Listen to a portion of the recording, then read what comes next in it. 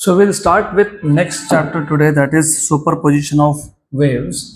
अभी जो chapter number 6 है सुपरपोजिशन ऑफ वेव्स, इस चैप्टर के लिए आपको थोड़े से बेसिक्स लगने वाले हैं किसके, वेव्स के एंड ऑफ कोर्स ऑसिलेशन के।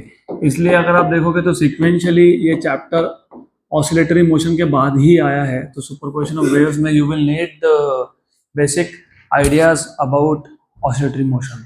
बेसिक आइडिया मतलब आपको ये पता होना चाहिए कि जब एक particle simple harmonic motion perform करता है तो उसका मीन पोजीशन पे वेलोसिटी मैक्सिमम होता है। मीन पोजीशन पे वी मैक्स कितना होता है, ए ओमेगा। और जब वो अपने एक्सट्रीम पोजीशंस पे होता है तो वेलोसिटी 0 होता है। जब पार्टिकल मीन पोजीशन पे होता है तो उसका वेलोसिटी मैक्सिमम होता है, मतलब उसका काइनेटिक एनर्जी भी मैक्सिमम होता है, करेक्ट। और जब वो अपने एक्सट्रीम पोजीशन पे होता है वेलोसिटी 0 होता है, इसका मतलब उसका काइनेटिक एनर्जी भी 0 होता है और पोटेंशियल एनर्जी मैक्सिमम होता है, राइट। और आपको पता होना चाहिए कि काइनेटिक एनर्जी का जनरल फॉर्मूला था half k a square minus x square, where a is amplitude, और पोटेंशियल एनर्जी था हाफ के एक्स स्क्वायर। और टोटल एनर्जी जब आप करते हो तो पोटेंशियल प्लस काइनेटिक करते हो तो हाफ के ए स्क्वायर। तो जो जो और आगे लगता जाएगा वो सब का सब मैं आपको बताते जाऊंगा एज एंड व्हेन रिक्वायर्ड। लेकिन let us now start with first of all revising few concept, जैसे what is a mechanical wave. Normally superposition of waves में नॉर्मली हम लोग सिर्फ मैकेनिकल वेव्स की बात करने वाले हैं। तो before we start with superposition of waves you should know what is a mechanical wave. उससे भी पहले पता होना चाहिए what is a wave. What is a wave? Wave wave होता है वेव होता है, लेकिन वेव होता क्या है? It is disturbance produce in a medium. Example देता हूँ। फॉर एग्जाम्पल, पानी का सरफेस था विच वॉज स्टिल, स्टिल मतलब एट रेस्ट। तुमने उसके ऊपर एक स्टोन को ड्रॉप कर दिया, correct.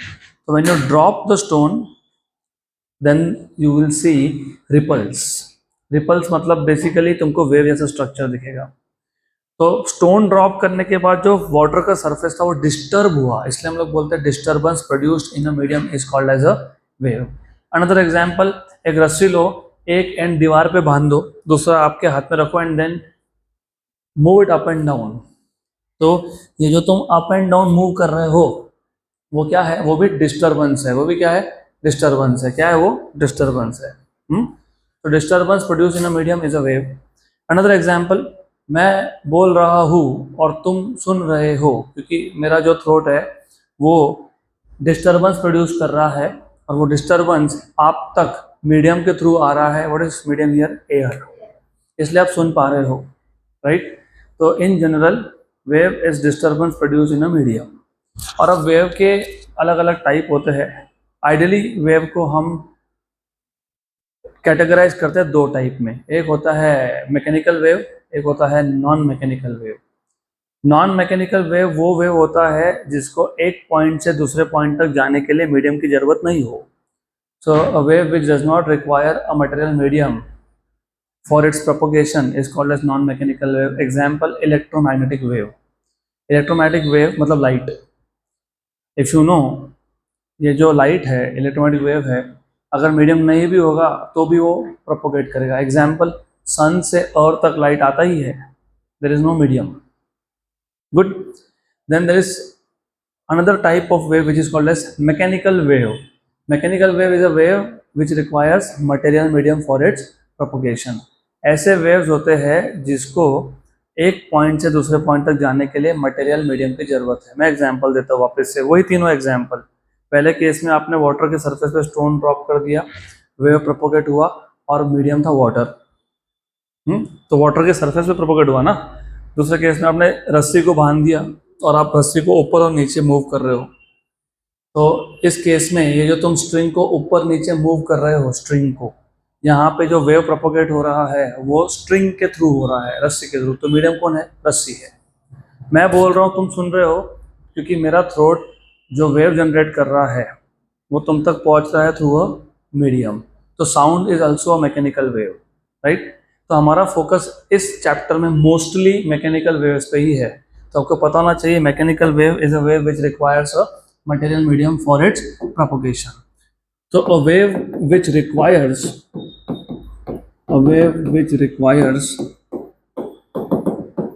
a medium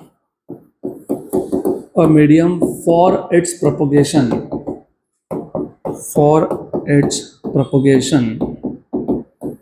is known as mechanical wave. Right. अब मैंने आपको बोला था कि ये सुपरपोजिशन ऑफ वेव्स अच्छे से समझने के लिए तुमको सिंपल हार्मोनिक मोशन पता होना चाहिए। ऐसा क्यों बोला, उसका रीजन है, और मैं हर एक कॉन्सेप्ट आपको थोड़ा सा डिटेल में बताऊंगा, क्योंकि अगर आपका 11 का बेसिक नहीं भी है तो कोई बात नहीं, हम अभी कर लेंगे। इमेजिन ये एक रिजिड सपोर्ट है, दीवार, वॉल। मान लो मैंने यहाँ पे एक स्ट्रिंग मतलब रस्सी बांध दी। मैं मैकेनिकल वेव अभी तक कंप्लीटली बताया नहीं है, अभी बताऊंगा, अभी स्टिल टू डिस्कस। अब जब तक मैं इसमें से डिस्टर्बेंस पास नहीं करता हूँ, मतलब जब तक मैं इस मीडियम को डिस्टर्ब नहीं करता हूँ, सारे के सारे पार्टिकल इस लाइन पे होंगे। यस, नो, यस, क्योंकि मीडियम स्ट्रिंग है और सारे पार्टिकल इसी लाइन पे है। इसको बोलते हो इक्विलिब्रियम पोजीशन। क्या बोलते हैं इसको? Equilibrium position. अब जैसे ही हमने इसमें से डिस्टर्बेंस पास किया, मतलब वेव पास किया, मतलब मैंने रस्सी का एक एंड पकड़ा और ऊपर नीचे इसको ऐसा मूव करना चालू कर दिया, तो you will see something like this. दिखेगा ना ऐसा? यस, क्योंकि now the particles of the medium are vibrating, correct? If you have noticed, wave is moving in the positive x direction and the particles are vibrating along y direction, तो ये transverse wave है। तो mechanical wave में भी दो type होते हैं, एक होता है ट्रांसवर्स, एक होता है लॉन्गिट्यूडनल। ट्रांसवर्स वेव में the particles of the medium vibrate in a direction perpendicular to direction of propagation. यहाँ पे वेव कौन से डायरेक्शन में प्रोपगेट हो रहा था, कहाँ जा रहा था? एक्स में, और पार्टिकल कहाँ, कौन से डायरेक्शन में वाइब्रेट हो रहे हैं? वाई में। तो a wave in which particles of the medium vibrate in a direction perpendicular to direction of propagation is called as transverse wave। क्या बोलते हो उसको? ट्रांसवर्स। वो है मैकेनिकल वेव, तो ट्रांसवर्स मैकेनिकल वेव भी बोल सकते हो, पक्का? साउंड जो है, साउंड जो तुम सुन रहे हो, जो मैं बोल रहा हूँ, साउंड भी मैकेनिकल है, लेकिन साउंड ट्रांसवर्स नहीं है, साउंड लॉन्गिट्यूडनल है। इसमें क्या होता है?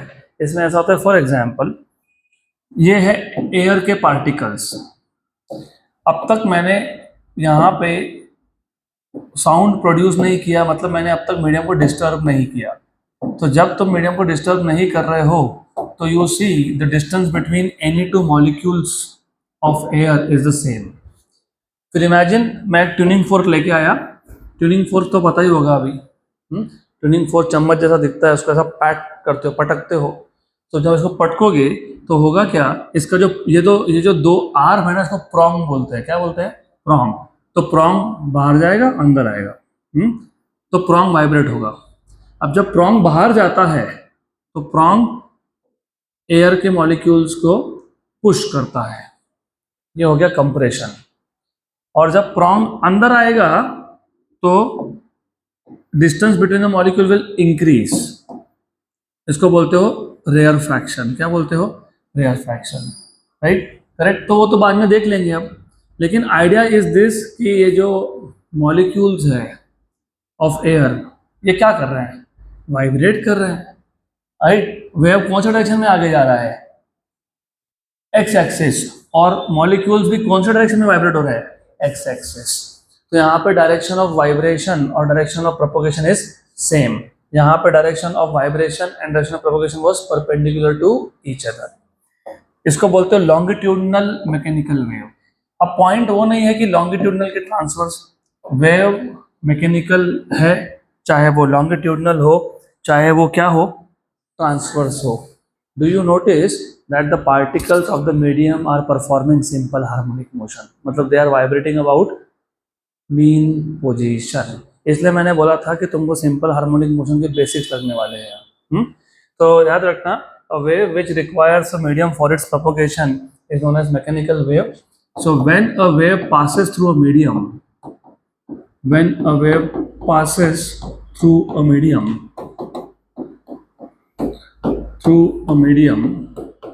the particles of the medium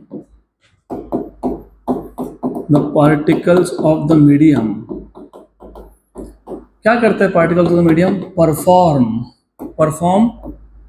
simple harmonic motion या फिर परफॉर्म ऑसिलेटरी मोशन। तो टू स्टार्ट ऑफ विद ये चैप्टर स्टार्ट करने से पहले इतना बेसिक पता होना चाहिए हमको। सुपरपोजिशन ऑफ वेव देखना है, लेकिन पहले वेव क्या होता है वो पता होना चाहिए, फिर वेव में मैकेनिकल वेव क्या होता है वो पता होना चाहिए, फिर मैकेनिकल वेव जब एक मीडियम से पास होता है तो पार्टिकल्स ऑफ द मीडियम क्या करते हैं पता होना चाहिए। So what is a mechanical wave? A wave which requires material medium for its propagation is called as mechanical wave. What is non mechanical wave? A wave which does not require a material medium for its propagation is called as non-mechanical wave। इस chapter में हमारा focus किस पे है? Mechanical wave पे। तो mechanical wave भी दो टाइप के होते हैं, ट्रांसवर्स या फिर लॉन्गिट्यूडनल।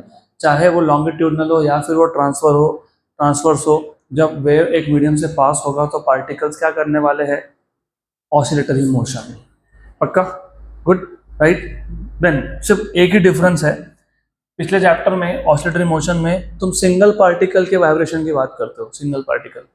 यहाँ पे एक साथ बहुत सारे पार्टिकल वाइब्रेट हो रहे हैं, क्योंकि जब मीडियम में से वेव पास होगा तो बहुत सारे पार्टिकल्स एक साथ वाइब्रेट होते हैं। गुड।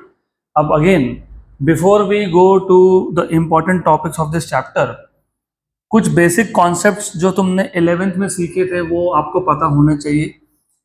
तो एज आई टोल्ड यू, जहाँ जहाँ पे 11th का बेसिक्स की जरूरत पड़ेगी मैं वहाँ के वहाँ ये रिपीट कर दूंगा।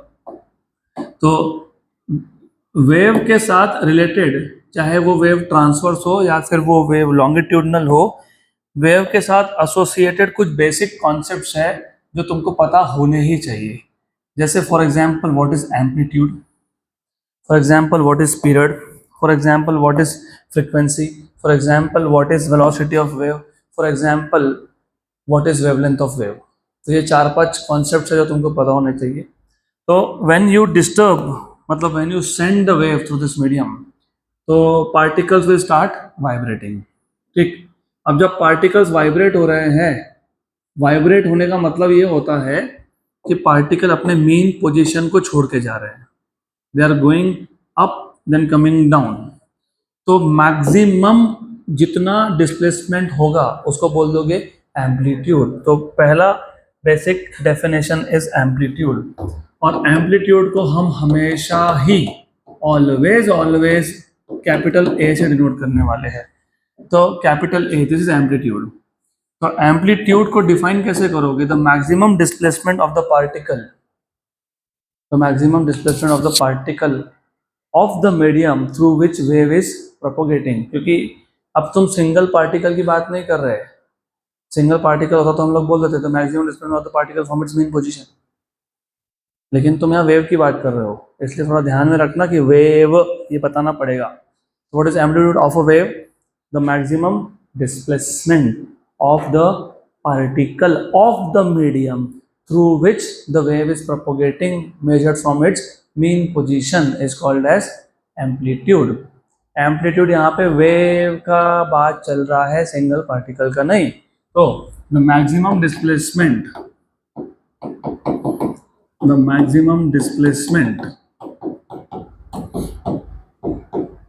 of the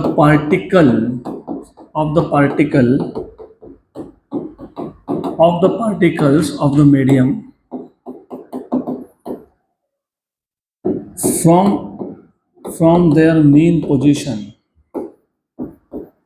from their mean position, right? So the maximum displacement of the particles of the medium from their mean position through which the wave is propagating,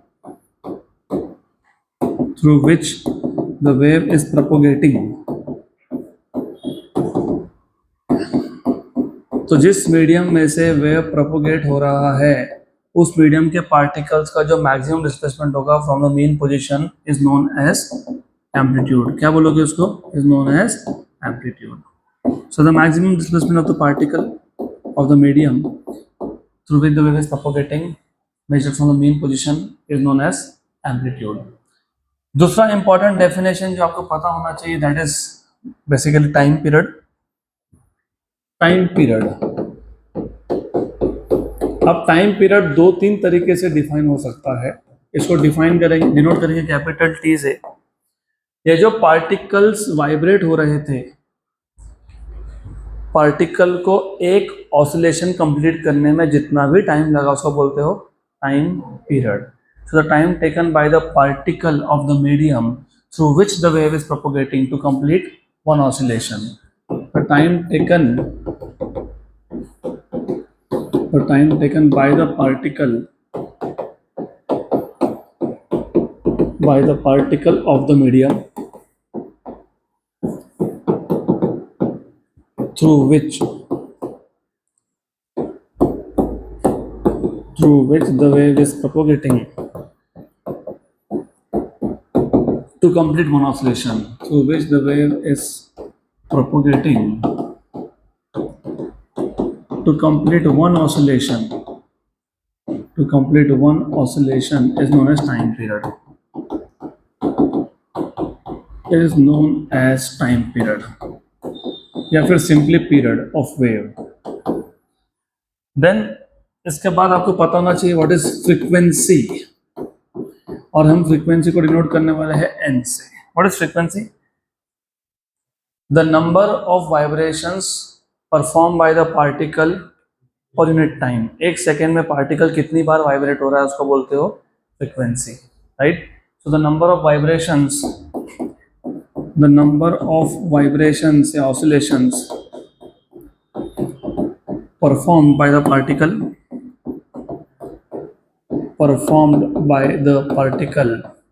per unit time मतलब per second, by the particle of the medium through which the wave is propagating, वो भी रहेगा, मैं लिख नहीं रहा हूँ, through which the wave is propagating per unit time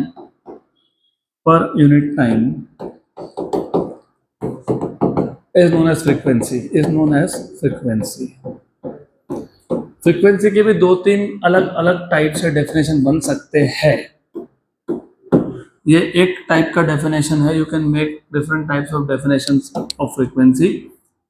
पहला तो ये हो गया, दूसरा भी है। फॉर एग्जांपल, अगर मैं इस मीडियम में कोई भी एक पॉइंट इमेजिन कर लूँ P, इस P पॉइंट में से एक सेकेंड में कितने वेव्स पास हो रहे हैं उसको भी तुम बोलते हो frequency. The number of waves passing through a point of the medium per unit time is also called as frequency. इसका एक और डेफिनेशन भी है, एग्जाम्पल बताता हूँ। चलो इमेजिन जिस मीडियम में से वेव प्रोपोगेट हो रहा था उसका मैं एक पार्टिकल हूँ। तो जब मीडियम में से वेव प्रोपोगेट होगा तो फिर मैं मतलब पार्टिकल क्या करेगा ऑसिलेशन। थोड़ा सा और इसको समझते हैं। Oscillation, you said time period is a time taken by the particle to complete one oscillation. चलो मान लेते हैं मेरे को एक ऑसिलेशन कंप्लीट करने में हाफ सेकेंड लगा, हाफ 1/2। तो मैंने एक सेकेंड में कितने राउंड्स कंप्लीट कर लिए? 2। अगर एक ऑसिलेशन के लिए हाफ सेकेंड तो एक सेकेंड में 2, तो frequency is 2। Time period is 1/2, frequency is, है ना, पक्का? अगर मैं ऐसा बोलता हूँ कि मुझे एक ऑसिलेशन कंप्लीट करने में 1/4 सेकेंड लगे, 0.25 सेकेंड, राइट? एक ऑसिलेशन के लिए कितना टाइम लगा? 1/4, 0.25। तो एक सेकेंड में कितने हो गए? 4। इसका मतलब इफ यू आर नोटिसिंग कि जो फ्रीक्वेंसी होता है ना वो टाइम पीरियड का रेसिप्रोकल होता है। तो दूसरा डेफिनेशन भी बन गया, frequency is defined as the reciprocal of time period. अब मैं लिख नहीं रहा वो तुम्हारे समझने के लिए। तो यहां से ऐसा यूनिट भी बन गया, फिर ऐसा यूनिट ऑफ फ्रीक्वेंसी इज 1/सेकेंड, क्योंकि 1 टाइम है ना, तो 1/सेकेंड। और आपको पता होगा 1/सेकेंड को हम लोग हर्ट्ज बोलते हैं। क्या बोलते हैं? हर्ट्ज। तो ऐसा unit of frequency is hertz. और ये सारे बेसिक पैरामीटर्स में वापस रिपीट इसलिए करके दे रहा हूँ क्योंकि अब थोड़ी देर में समझेगा हमको वेव को। अब तो मैं बोल रहा था wave is a disturbance produce in a medium, ठीक है, लेकिन तुम क्या हर बार लिखोगे wave is a disturbance produce in a medium? चलो लिख भी दिया, फिर एक की जगह पे 2 वेव रहेंगे, तो कैसे कंपेयर करोगे? कैसे बोलोगे एक wave is producing more disturbance in the medium, दूसरा wave is producing less disturbance in the medium. तो जब दो वेव का तुमको कंपैरिजन करना हो तो मैथमेटिकल इक्वेशन लगते हैं, तो हमको वेव को मैथमेटिकल एक्सप्रेशन से बताना है, तो हमको मैथमेटिकल एक्सप्रेशन बनाना है वेव का। इसके लिए सब कुछ लगने वाला है, क्योंकि जो मैथमेटिकल एक्सप्रेशन बनेगा वेव का, उसमें फ्रीक्वेंसी एन भी आएगा, उसमें कहीं पे टाइम पीरियड भी आएगा, उसमें कहीं पे आपको एम्पलीट्यूड भी देखने को मिलेगा, उसमें कहीं पे आपको वेलोसिटी भी देखने के लिए मिलेगा, कहीं पे वेवलेंथ भी आएगा। तो इसे सब पता होना चाहिए। तो अभी पता होना चाहिए आपको what is wavelength, 300 by lambda। What is wavelength of a wave? The distance between two successive crest to successive trough, ये स्कूल वाला डेफिनेशन है। तो ये क्रेस्ट है, टॉप मोस्ट पॉइंट, ये ट्रफ है, फिर ये क्रेस्ट है, फिर ये ट्रफ है, फिर ये क्रेस्ट है। तो तुमने स्कूल में सीखा होगा the distance between two successive crest या फिर the distance between two successive trough is known as wavelength. सही है, गलत नहीं है, लेकिन हर बार हमको क्रेस्ट और ट्रफ के इसमें नहीं बताना पड़ता, क्योंकि जब फिर मैंने पूछ लिया ये तो ट्रांसवर्स वेव था, लॉन्गिट्यूडनल वेव का बताओ। लॉन्गिट्यूडनल वेव के लिए वेवलेंथ क्या होता है? The distance between two successive compression या फिर टू सक्सेसिव रेयरफैक्शन। हाँ, लेकिन इन दोनों को मैं कंबाइन करके सिंगल डेफिनेशन बना सकता हूँ, क्योंकि क्या हो रहा है कि ट्रांसवर्स वेव के लिए मुझे बोलना पड़ रहा है the distance between two successive crest और ट्रफ, और लॉन्गिट्यूडनल के लिए बोलना पड़ रहा है the distance between two successive compression और रेयरफैक्शन। एक काम करते हैं ना, एक सिंगल डेफिनेशन बना लेते हैं। The distance between two particles of the medium, the distance between two particles of the medium, actually the distance between two successive particles of the medium, successive, what is the meaning of successive? Consecutive, मतलब क्या? एक के बाद immediately दूसरा। So the distance between two successive particles of the medium which are in same state of oscillation, which are in same state of oscillation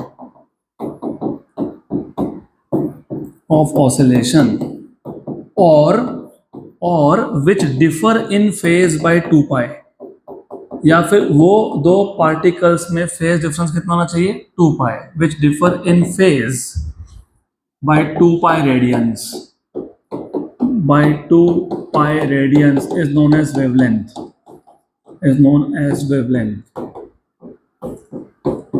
अब यहाँ पे थोड़ा सा मुझे टाइम लगेगा आपको बताने के लिए, क्योंकि 11th के कॉन्सेप्ट है सारे। तो ठीक है, अभी समझ लो अच्छे से, बहुत अच्छे से समझ लो, क्योंकि ये समझ लेना कि लास्ट टाइम है कि आपको ये सीखने को मिलेगा। इसके बाद इंजीनियरिंग में जाओगे, इंजीनियरिंग में आपको डायरेक्टली अप्लाई करना है। इंजीनियरिंग में भी आपको ये सब लगने ही वाला है, superposition of waves, wave optics, अगला चैप्टर ये भी। तो ऐसा समझ लेना कि ये आखिरी मौका है, अगर अभी नहीं समझे तो फिर गए। तो अब ऐसा है, ये एक मीडियम है जो फिलहाल मैंने डिस्टर्ब नहीं किया है, तो सारे पार्टिकल्स कहाँ बैठे हुए हैं?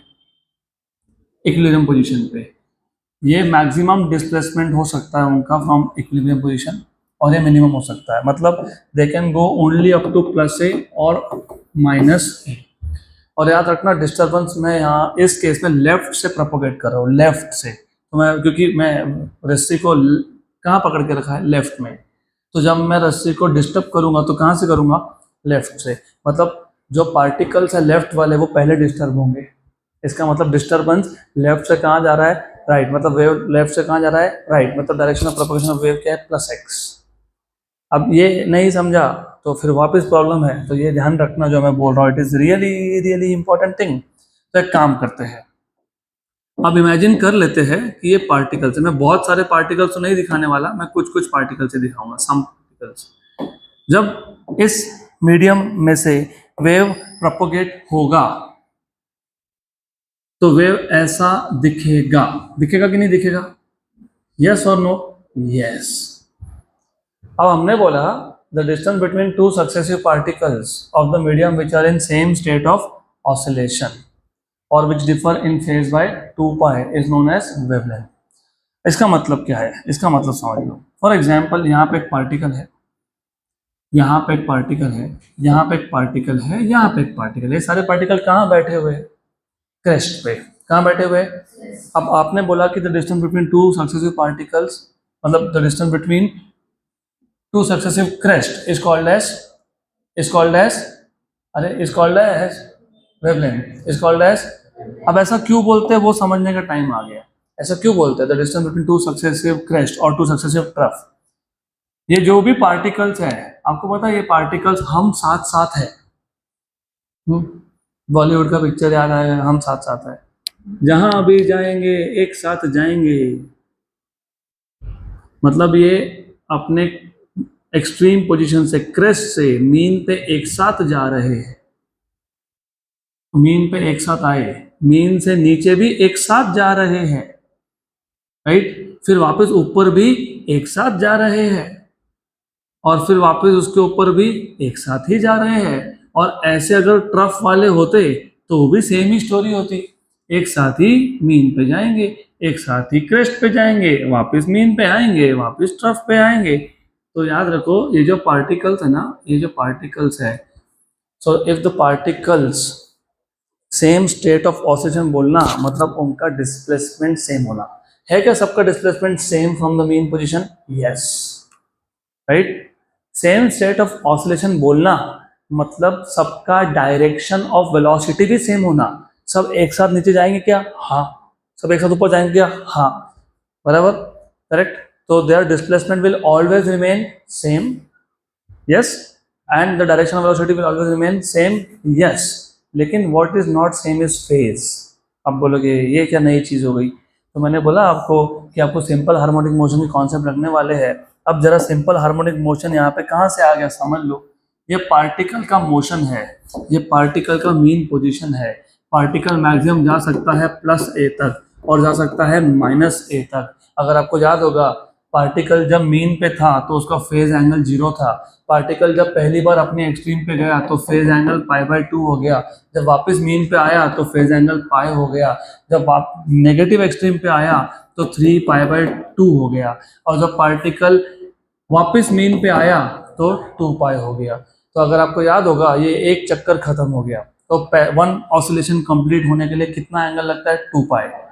मीन से एक्सट्रीम तक π/2, एक्सट्रीम से मीन तक वापस π/2, π/2 और π/2 पाई, आधा ऑसिलेशन कंप्लीट हुआ। अब नीचे आया माइनस ए पे आया तो और π/2, π/2, π/2, π/2, 3 बार π/2, 3π/2। पार्टिकल अभी भी अपने पहले ऑसिलेशन में है, यस। कहाँ पे है? माइनस ए पे। फिर पार्टिकल वापस अपने मीन पे गया, एक राउंड खत्म हो गया, कितना एंगल हो गया? 2π। तो 0 से 2π मतलब पहला ऑसिलेशन, हाँ कि ना? हाँ। 2π to 4π दूसरा oscillation, 4π to 6π, 6π to 8π fourth oscillation, 8π to 10π fifth oscillation. अब ये सिंगल पार्टिकल की बात हो रही थी, यहाँ तो एक साथ बहुत सारे पार्टिकल्स की बात हो रही है। अब एक बात बताओ, मैं अगर इनको नाम देता हूँ, इसको बोल देता हूँ, चलो कुछ नाम दे दिया बी, ये बी पार्टिकल है, ये सी पार्टिकल है, ये डी पार्टिकल है, ये ई पार्टिकल है। सबसे पहले वेव कौन से पार्टिकल पे पहुंचा? बी पे, क्योंकि वेव लेफ्ट से राइट जा रहा है, करेक्ट। तो सबसे पहले डिस्टर्ब कौन हुआ? बी। तो जब बी यहाँ था, मीन पोजीशन पे था, अब तक वेव आया नहीं, तो बी पार्टिकल डिस्टर्ब हुआ नहीं। लेकिन जैसे ही वेव आया बी पार्टिकल डिस्टर्ब हुआ, यहाँ पे गया, फिर यहाँ पे आया, फिर यहाँ पे आ गया, फिर यहाँ पे आ गया, करेक्ट करेक्ट, फिर यहाँ पे भी पहुंच गया, राइट। उतने ही टाइम में वेव अभी सी पे पहुंचा ही है, बराबर, पक्का, श्योर, राइट। तो जब बी पार्टिकल का एक ऑसिलेशन कंप्लीट हो गया है, सी का अब चालू ही होने वाला है, राइट, करेक्ट, श्योर। तो बी और सी में ऑसिलेशन का डिफरेंस कितना है? 1। और 1 ऑसिलेशन मतलब कितना एंगल होता है? 2π। मतलब एक क्रेस्ट और दूसरे क्रेस्ट में एंगल का डिफरेंस कितना है? 2π। अब सोचो जब डी पे पहुंचेगा वेव, मतलब डी का पहला ऑसिलेशन स्टार्ट होने वाला होगा, तब सी का एक हो गया होगा और बी के 2 हो गए होंगे, राइट। जब वेव ई पे पहुंचेगा तब ए का ऑप्शन स्टार्ट होगा, लेकिन डी का 1 हो गया, सी के 2 हो गए और बी के 3 हो गए। मतलब ये जो कॉन्जिक्यूटिव क्रेस्ट वाले पॉइंट्स है उन सब में ऑसिलेशन का डिफरेंस 1 ऑसिलेशन का है, और 1 ऑसिलेशन करस्पॉन्ड्स टू 2 पाई। अब जब तुम डेफिनेशन पढ़ोगे ना तब समझेगा कि मैंने क्या लिखा है। The distance between two successive particles, these are particles, हाँ कि ना, इन दोनों में डिस्टेंस, सक्सेसिव पार्टिकल्स में distance, right, of the medium which differ in phase by 2 pi. तो ऐसे जो भी पार्टिकल्स है जिसमें फेज डिफरेंस कितना है 2 पाई का, तो उन दोनों पार्टिकल के डिस्टेंस को क्या बोलते हो, वेवलेंथ। तो क्रेस्ट टू क्रेस्ट दो पार्टिकल्स का फेज डिफरेंस 2 पाई ही होता है, ट्रफ टू ट्रफ भी 2 पाई ही होता है, कंप्रेशन टू कंप्रेशन भी 2 पाई होता है, rarefaction to rarefaction भी 2 पाई होता है। तो तुम अब लॉन्गिट्यूडनल के लिए अलग और ट्रांसवर्स के लिए अलग ये लिखने की जरूरत ही नहीं है, तुमने बस ऐसा लिख दिया ना, डेफिनेशन ऑफ वेवलेंथ हो गया। So the distance between two successive particle of the medium which are in same state of oscillation, okay, या फिर विच डिफर बाय 2 पाई। यहाँ तक क्लियर है? पक्का पक्का, sure sure, good.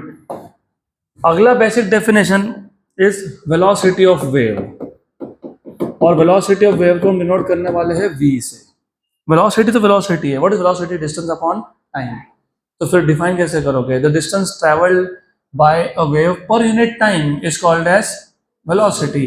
So the distance travelled by wave, the distance traveled by wave per unit time, traveled by wave per unit time is known as velocity of wave। तो formula भी बना लेते हैं। So velocity आप बोल रहे हो कि it is distance upon time, distance upon time ही होता है वो, डिस्टेंस अपॉन टाइम। चलो एक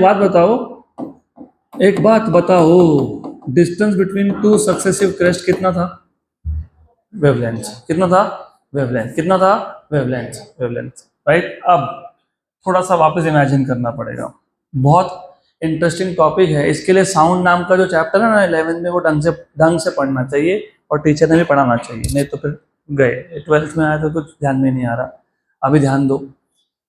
इमेजिन ये जो बी पार्टिकल है इसने अपना मोशन एक्सट्रीम से चालू किया, राइट। इसका एक ऑसिलेशन कंप्लीट होने के बाद जो टाइम होता है उसको क्या बोलते हो, टाइम पीरियड। क्या बोलते हो, मतलब उतने टाइम में पार्टिकल एक्सट्रीम से कहाँ पे आया और कहाँ पे गया, नेगेटिव एक्सट्रीम, फिर कहाँ पे आया, एक चक्कर खत्म, यस, वन ऑसिलेशन खत्म हो गया ना। और एक ऑसिलेशन को लगने वाला टाइम कितना था, टाइम पीरियड कितना था, तो पॉजिटिव एक्सट्रीम से मीन से नेगेटिव एक्सट्रीम, वापस से मीन और वापस से, करेक्ट। अब थोड़ा सा अलग तरीके से इमेजिन करो, पॉजिटिव एक्सट्रीम से मीन से नेगेटिव एक्सट्रीम से मीन से positive extreme, right, one oscillation complete. तो अगर मैं ऐसा इमेजिन करता हूं तो एक ऑसिलेशन में पार्टिकल कहां से कहां पहुंच गया, बी टू सी, लेकिन वो कौन था, वेवलेंथ कौन था, वो कौन था, वेवलेंथ। मतलब एक वेवलेंथ कवर करने के लिए टाइम कितना लगता है, टाइम पीरियड कितना लगता है। तो तुमने अगर डिस्टेंस को वेवलेंथ लिखा है तो टाइम को क्या लिखोगे, टाइम पीरियड। क्या लिखोगे, टाइम पीरियड। लेकिन 1 अपॉन टाइम पीरियड क्या होता है, फ्रीक्वेंसी। तो वेलोसिटी हो गया n लैम्डा, ये तुमने बहुत बार यूज किया होगा अब तक, v equal to n lambda, लेकिन आता ऐसा है वो। पक्का, अभी क्लियर। तो एक वेवलेंथ डिस्टेंस कवर करने के लिए वेव को कितना टाइम लगता है, टाइम पीरियड कितना लगता है, टाइम पीरियड। गुड। अगर आपको इतना बेसिक पता है तो now you are ready to make a mathematical expression for simple harmonic progressive wave.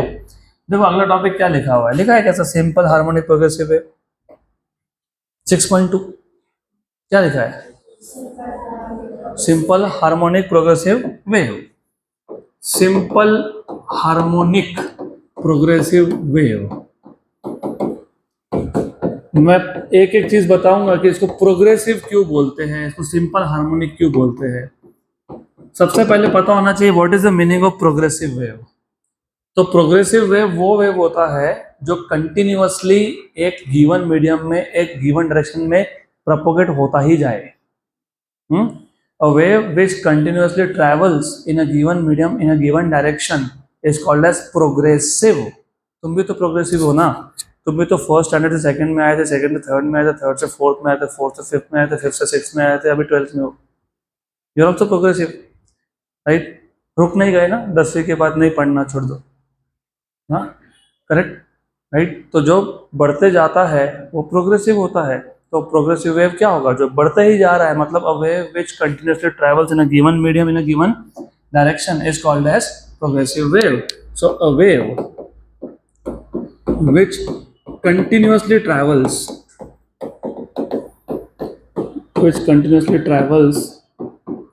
in a given medium in a given direction is known as progressive wave,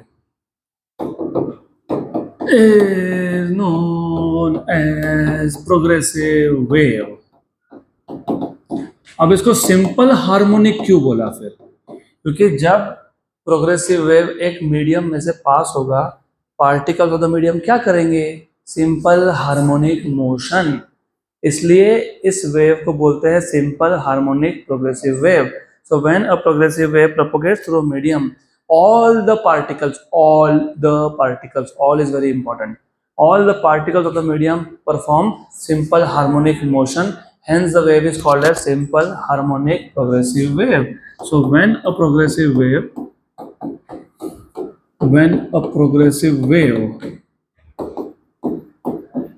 propagates through a medium,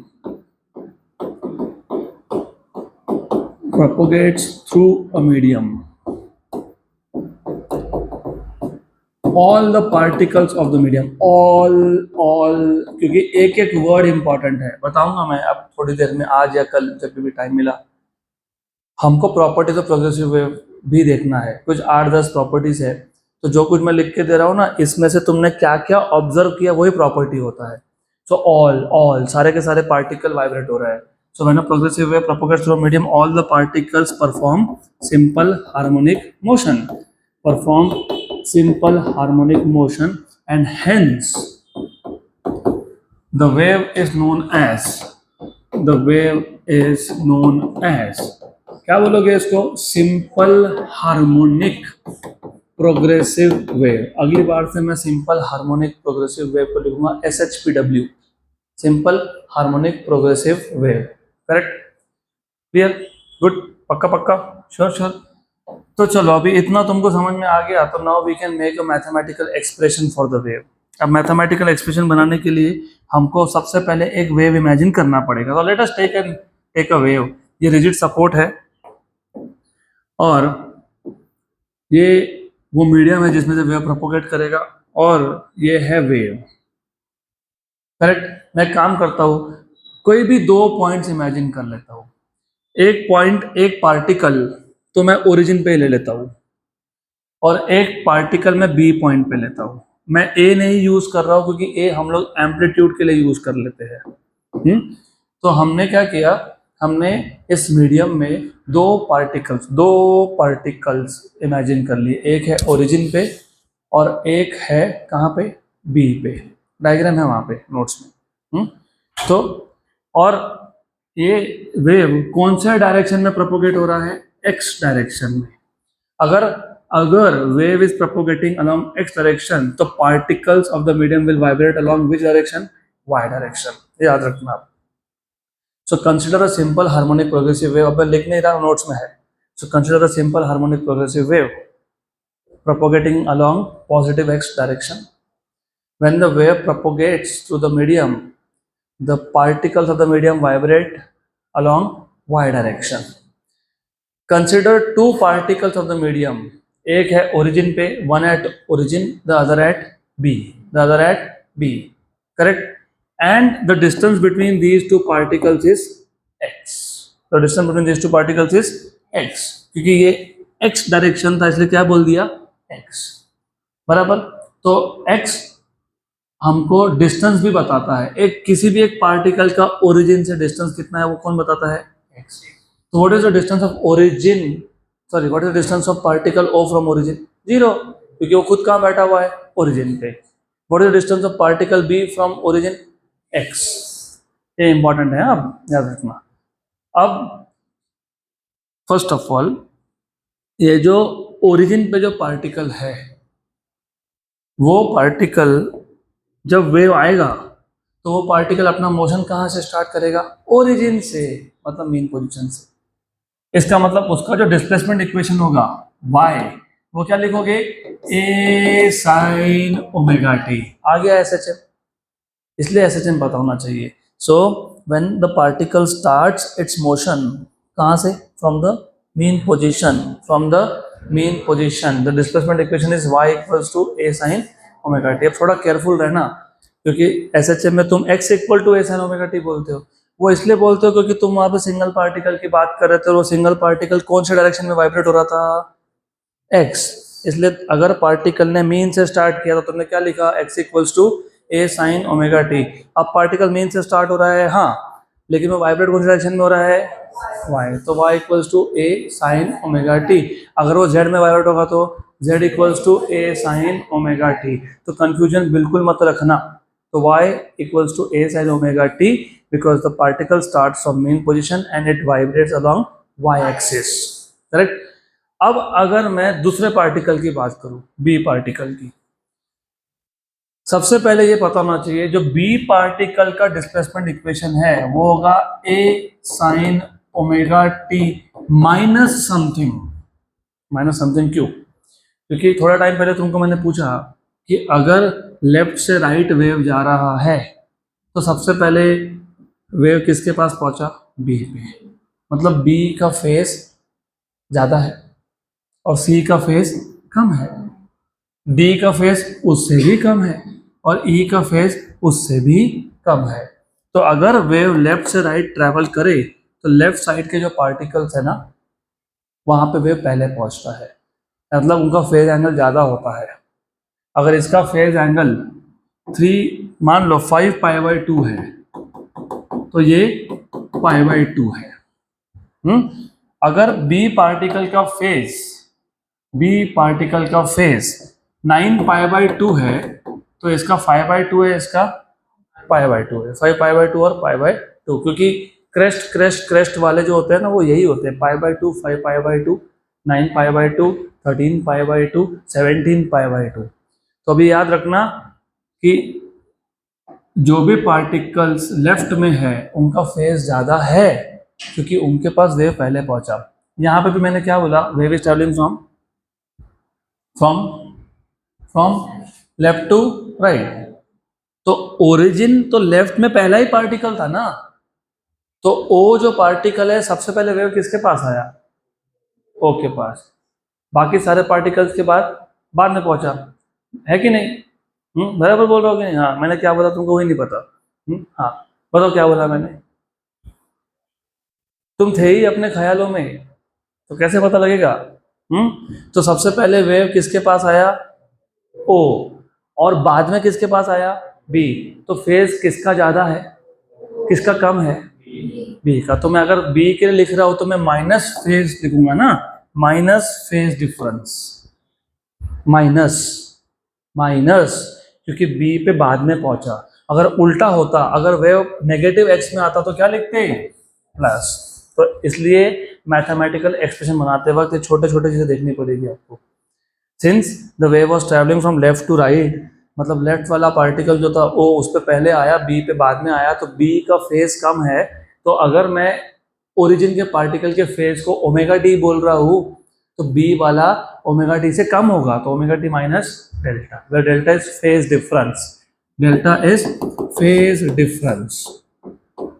फिर आपको और एक चीज पता होनी चाहिए जो 11 में देखा था, कोई बात नहीं, नहीं पता तो कोई बात नहीं। फेज डिफरेंस मतलब एंगल का डिफरेंस। मैं थोड़ा एक एग्जांपल देता हूँ, ये डायग्राम बहुत काम का है हमारे लिए, बहुत काम का है। मैंने अब भी बोला कि ये जो दो पार्टिकल्स है इनमें फेज डिफरेंस कितना है, 2 पाई। फेज डिफरेंस मतलब difference in terms of angle. अगर मैंने पूछा होता कि इन दोनों में डिस्टेंस कितना है, lambda, very good, correct, right. Distance को बोलते हो पाथ डिफरेंस, क्या बोलते हो? तो लैम्डा का पाथ डिफरेंस मतलब कितना का फेज डिफरेंस, 2 पाई, सही है, करेक्ट। तो दो पार्टिकल में डिफरेंस तुम इन टर्म्स ऑफ पाथ भी लिख सकते हो या इन टर्म्स ऑफ फेज भी लिख सकते हो। तो जब तुम इन टर्म्स ऑफ एंगल लिखते हो, the difference between two particle in terms of angle, वो क्या होता है, फेज डिफरेंस। और इन टर्म्स ऑफ डिस्टेंस क्या होता है, पाथ डिफरेंस। क्या होता है, पाथ डिफरेंस। और लैम्डा पाथ डिफरेंस मतलब कितना फेज डिफरेंस, 2 पाई। कितना, 2 पाई। तो 2 लैम्डा कितना, 4 पाई। 3 लैम्डा कितना, 6 पाई। 2 पाई मतलब कितना, लैम्डा। 4 पाई मतलब कितना, 2 लैम्डा। 6 पाई मतलब कितना, अच्छा तो बताओ पाई/4 मतलब कितना। इसके लिए फॉर्मूला चाहिए, इसके लिए फेज डिफरेंस का फॉर्मूला चाहिए। तो फेज डिफरेंस का फॉर्मूला होता है 2 pi lambda into path difference. 2 pi lambda into path difference. मैं प्रूव कर सकता हूँ। तुमने अभी, मैंने तुमसे पूछा कि crest to crest, crest to crest कितना पाथ डिफरेंस, तुमने बोला लैम्डा। कितना फेज डिफरेंस, तुमने बोला 2 पाई। तो बताओ अगर क्रेस्ट टू क्रेस्ट लैम्डा का पाथ डिफरेंस हो तो ये लैम्डा लैम्डा कैंसिल हो गया कि नहीं हो गया, तो कितना आया। हाँ, तो ये फॉर्मूला पता होना चाहिए। तो phase difference is 2 pi lambda into path difference. तो फेज डिफरेंस को तुमने क्या बोला है, डेल्टा। तो डेल्टा क्या हो गया, 2 पाई/लैम्डा। और पाथ डिफरेंस मतलब distance between the two particles. What is the distance between two particles, x. तो क्या आ गया, एक्स। इसके लिए तुम्हारा जो इक्वेशन है ना वो बन गया y=a sin omega t minus 2 pi lambda into x. ये पहला इक्वेशन है सिंपल हार्मोनिक प्रोग्रेसिव वेव का। एक्चुअली पहला तो यही हो गया था, लेकिन अभी हम बुक्स को फॉलो करेंगे। This is the first expression for simple harmonic progressive wave with amplitude a travelling along which direction, positive x, which direction, positive x। ये पहला फॉर्म है, इसके बहुत सारे फॉर्म है, कम से कम 6-7 है। You know what is omega, 2 pi into n, 2 pi into frequency. याद है क्या ये 2 पाई n होता है ओमेगा। हाँ, हमने ऑसिलेटरी मोशन में, सिंपल हार्मोनिक मोशन में देखा था। 2 पाई क्या हो जाएगा, कैंसिल नहीं, कॉमन। कॉमन हुआ क्या, तो nt माइनस x/लैम्डा। ये और एक फॉर्म है, ये और ये सेम ही है। फिर ऐसा अलग अलग क्यों लिख रहा हूं, जब डायरेक्टली ओमेगा दिया होगा तो वो यूज करेंगे, जब आपको n दिया होगा तो ये यूज कर लेंगे। हाँ, अभी सिर्फ इतना नहीं है, और भी फॉर्म है। मैं n को, फ्रीक्वेंसी ना n, what is n, 1 time period. तो y equals to a sine 2 pi, frequency 1 time period. तो small t by capital T, क्योंकि कैपिटल T क्यों लिखा मैंने, because frequency 1 time period minus x lambda. ये मोस्ट इंपॉर्टेंट फॉर्म है, क्योंकि इस पे ही बहुत सारे क्वेश्चंस आते हैं। y equals to a sine 2 pi t minus capital T divided by capital T minus x lambda. अब अगर मैं ये इक्वेशन यूज करता दूसरा और n कॉमन निकाल लेता, तो y equals to a sine 2 pi, और मैंने क्या कॉमन निकाल लिया, n। क्या निकाला, n। तो पहले टर्म में क्या बचा, t। दूसरे टर्म में n था क्या, नहीं, तुमने कॉमन निकाला है ना। कहां से निकाला, न्यूमरेटर में से। तो कहां एडजस्ट करोगे, डिनोमिनेटर में करोगे, यस, गुड। लेकिन ये एन लैम्डा कौन होता है, वेलोसिटी। तो तुमको भी समझ में आ रहा होगा, जितने भी टर्म्स मैंने तुमको डिफाइन करके दिए, amplitude, frequency, time period, velocity, ये सारे के सारे तुमको दिख रहे होंगे इक्वेशन में आते हुए। इसलिए पहले वो बताया मैंने, माइनस x/v, बराबर, श्योर, गुड, पक्का, 100%। अब मैं काम करता हूँ, मैं v को भी बाहर निकाल लेता हूँ। y इक्वल्स टू, ये भी और एक फॉर्म है, तो y equals to a sine of what is 2 pi n, omega, omega. और मैंने v भी बाहर निकाल लिया, तो ओमेगा बाय v। v बाहर निकाला, यहाँ था क्या v, नहीं निकाला, तो फिर एडजस्ट करोगे, हाँ, vt माइनस x। ये और एक फॉर्म है, ऐसे 6-7 फॉर्म्स हैं, मैं अभी सारे के सारे फॉर्म्स में नहीं जाऊंगा, वो इसलिए मेरा एडवाइस ये रहता है कि तुम ना सब याद रखो ही मत, तुम एक ये याद रख लो, और अगर वो भी तुमको याद रखने में डिफिकल्टी होती है तो सिर्फ पहला वाला याद रख लो। A sine omega t minus 2 pi x by lambda sufficient है, इतना भी याद रहेगा तो ये फॉर्म अपने आप बनते जाएंगे, वो तो बन जाएगा। So these are all the equations representing simple harmonic progressive wave traveling along which direction?